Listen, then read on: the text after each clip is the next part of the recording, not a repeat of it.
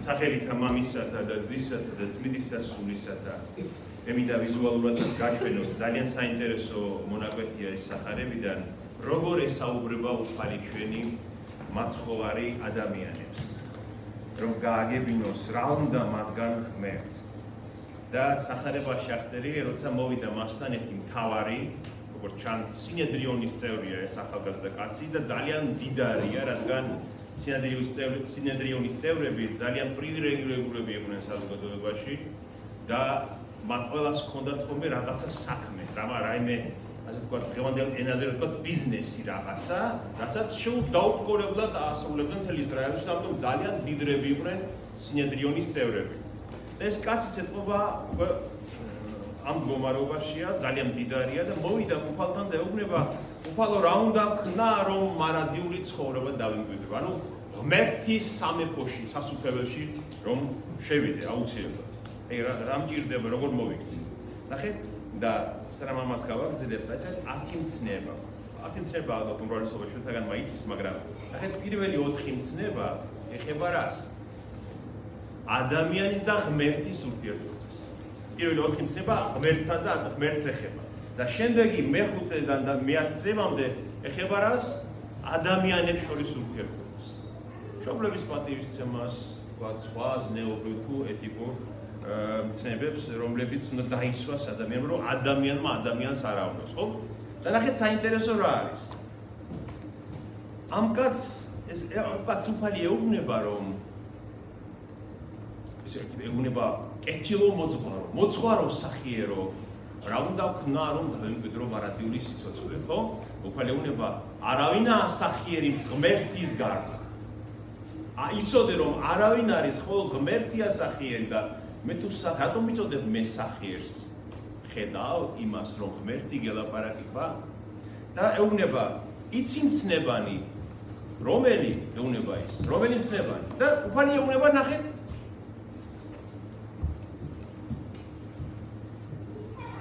არა იმრუშო, არა კაცკლა, არა იპარო, არა ცილისწამო, პატივი ეცი, მამასა შენსა და დედასა შენსა. მეხუთე, მეექვსე, მეშვიდე, მერვე და მეცხრე მცნებები უთხრა უფალმა, ხო? რა არის საინტერესო რომ მეათეს არ ეუბნება ჯერ, ნახეთ? აი რა როგორ ელაპარაკება მოძღვარი, ღვთაებრივი მოძღვარი როგორ უთხრა მეხუთედან მეცხრე მცნების ჩათვლით. რა როგორ პასუხობს ეს ხავარი? ეგ ყველაფერი ბავშვობიდან დაცული მაქვს. ყველაფერი დაცული მაქვს ბავშვობიდან. რაღა მაკლია მე. და უფალი ეუბნება ახლა ვთქვათ ძალიან ფაქიზი სახით და მეათე მცნება. ნახეთ, იაკობ მოციქული თავის ეპისტოლეში ეს არის ახალ აღთქმაში ამბობს, რადგან ვინც დაიცავს მთელ ჯულს და შესწოდავს ერთ რამეშიც კი, მან ყველაფერი დაარღვია. გესმით? მთელი ჯულის 612-ვე მცნება თუ დაიცავეთ, მაგრამ 613 ერთი მხოლოდ დაარღვიე, ნიშნავს რომ მთელი ჯული დაარღვიე. სრულყოფილად უნდა დაიწყარჯული. აი როგორც ძივს ადარებენ ხოლმე ამას, ხო? გიგვითქვა ჩვენ. ძივს რო ერთი ქვა გამოგნიჯო, ხომ მთელი ძივი დარღვეულია. აი ესე არის ჯული, საფრთხე ჯულიც და ეუბნება მაშინ უფალი. ერთი ღა გაკლია შენ. წადი, გაყიდე ყველაფერი რაც გაქვს, მიეცი ღარიბებს და გეკნება საუნჯე ზეცაში და მოდი და გამომყევი მე, გახდი ჩემი მოწაფე. და ეს რო გაიგონა მან დამწუხრებული წავიდა, რადგან ძალიან მდიდარი იყო და ვერ დათმობდა იმ სიმდიდრეს. რომელი მცნება დაარღვია მან? მეათე მცნება.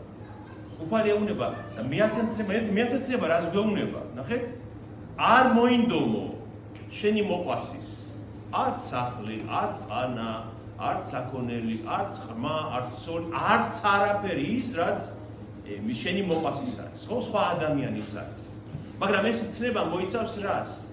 სიხარბეს, შურს, გულის თქმას, რომ მეტი გინდა, სხვისი გინდა, მაგრამ საინტერესო რა არის, იცით რომ საკუთარსაც ეხება ეს.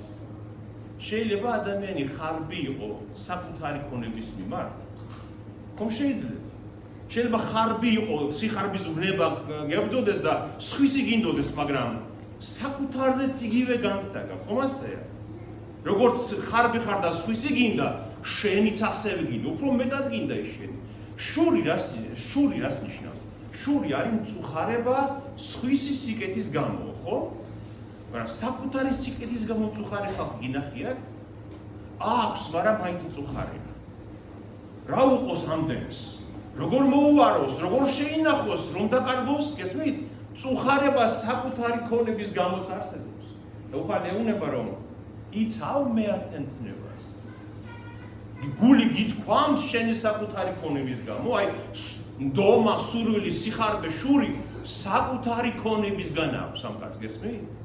და ეს რო უთხრა, პარალელური ადგილი მათეს სახარებაში, აი ზუსტად იმავე შემთხვევას აღწერს, რომ უფალმა კიდე ერთი რამ უთხრა მას. გიყვარდეს მოყვასი შენი როგორც საკუთარი თავი. თუ მოყვასი ისე გიყვარს როგორც საკუთარი თავი, გაუნაწილე, მიეცი რაც შენ გაქვს, იმასაც მიეცი. და ვერა, ამან ვერ შეძლო. ანუ იმ ძივს ერთი ძვირფასი ქვა გამოგლიჯა, ვერ იცავს ამ მეათენცნებას და გონია რომ ყველაფერი დაცული აქვს. და წავიდა მწუხარე, იმიტომ რომ ვერ გასცემდა ამ თავის ქონებას და შეხედა უფალმა და პარალელურ ადგილებში წერია მარკოსთან და მათესთან რომ უფალმა რომ შეხედაო ამ ახალგაზრდა კაცი იყო, მოეწონაო, შეუყვარდა, აი მოეწონაო, კარგი ესე ადამიანი იყო და რომ წავიდა მწუხარეთ შეხედა, რომ ასე მიდის, მისი მოწაფე შეიძლება ყოფილიყო, მაგრამ აი ამის გამო, ამ სიხარბის გამო ვერ დატოვა ეს და ამბობს რომ როგორი ძნელია ის ვინც დამოკიდებულია სიმდიდრეზე რომ შევიდეს სასუფეველში, როგორც აკლემი ძნელად გაძვრება ნემსის ყუნჩში, ისე დიდრები ვერ შევლენ სასუფეველში და იქ მოწაფეებმა ეს რომ გაიგოსო, უთხრესო რომ მაგრამ მაშინ ვიღა გადარჩებაო, ვიღა ცხონდებაო, რატო უთხრეთ ეს? საინტერესოა, მაშინ ვიღა გადარჩებაო, იმიტომ რომ იუდეველები იმ დროს ძველ თქმაში სიმდიდრეს თვლიდნენ რაც ღვთის კურთხევად. თუ კაცი მდიდარი იყო, ის ღვთისაგან კურთხეული იყო, აი მათი მამამთავარი აბრაამი, აკურთხა ღმერთმა აბრაამი წერია ბიბლიაში, ეს დაბადების 24 თავშია, რომ აკურთხა ღმერთმა აბრაამი და გამრავლდა მისი ქონება, საქონელი, ჯოგები. სოლომონი მათი დიდი მეფე, მასზე მდიდარი არავინ იყო მეფეებს შორისო, ხო წერია ღმერთის კურთხევა, რაც ამდიდრებს ადამიანს წერია იგავთა წიგნის მეათე თავში. გესმით და ებრაელებს მიერ, იუდეველებს მიარჩათ, რომ დიდარი კურთხეულია ღვთისაგან. თუ ეს უმდიდრესი კაციც ვერ გადარჩება, მაშინ ვიღა გადარჩება უნებია. და უფალი უნება იც რაც კაცთათვის შეუძლებელია, ღმერთისთვის შესაძლებელი არის. ცხონება და გადარჩენა მხოლოდ რაზეა დამოკიდებული? ღმერთის წყალობას.